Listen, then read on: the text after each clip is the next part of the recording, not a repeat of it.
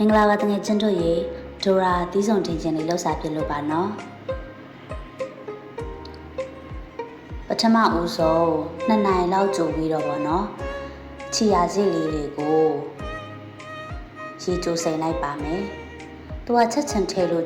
ရှိရင်ကြတော့တိတ်မပြောဝင်ဘူးပေါ့နော်1နိုင်2နိုင်လောက်ကြိုပြီးတော့ရေလေးကိုကွက်တီလေးထည့်ပြီးစိန်နေမယ်ဆိုရင်သူကတာကူစီးလေးတွေပွာလာတယ်လို့မျိုးဖြစ်သွားတယ်ပေါ့နော်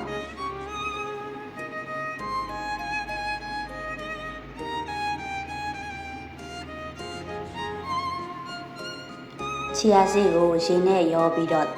တောက်နိုင်တယ်လို့အေးဒီထင်းချင်းလေးလည်းထည့်ပြီးတော့သုံးဆောင်နိုင်ပါတယ်ရှင်စစ်ထင်းမမှာထင်းချင်းသုံးဝယ်ပါတယ်မပြောသေးကိုလည်းမဲ့ရတယ်ရေးခဲ့ပါတယ်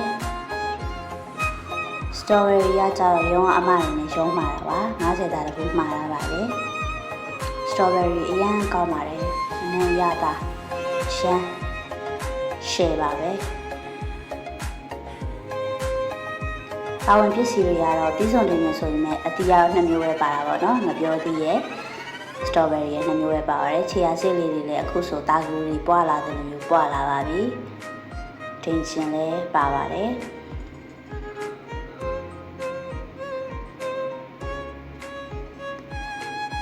လှီးဖြတ်ထားတဲ့အသီးတွေကိုတင်ရှင်လေးတွေထည့်လိုက်ပါမယ်ရှင်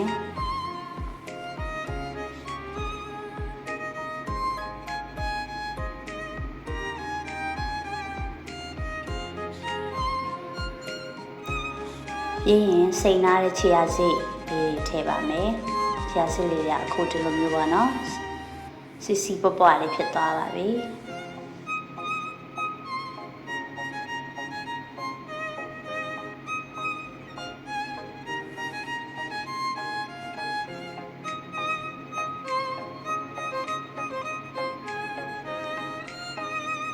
ဒါဆိုထင်းချင်းရယ်စတော်ဘယ်ရီရယ်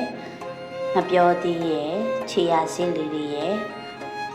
တမအောင်ရုံးဝင်ပေးလိုက်ပြီဆိုရင်အရသာရှိတဲ့တီးစုံတင်ခြင်းလေးရပါပြီရှင်ခြေရာစိတ်ကလည်းကျမရဲ့အတွက်အများကြီးအထောက်အကူပြုပါတယ်နော်ငွေချင်းတို့လည်းလှုပ်ရှားကြည့်ကြပါနော်ကျမရဲ့နဲ့လည်းညီညွတ်အရန်လည်းစားလို့ကောင်းပါတယ်ရှင်တတာ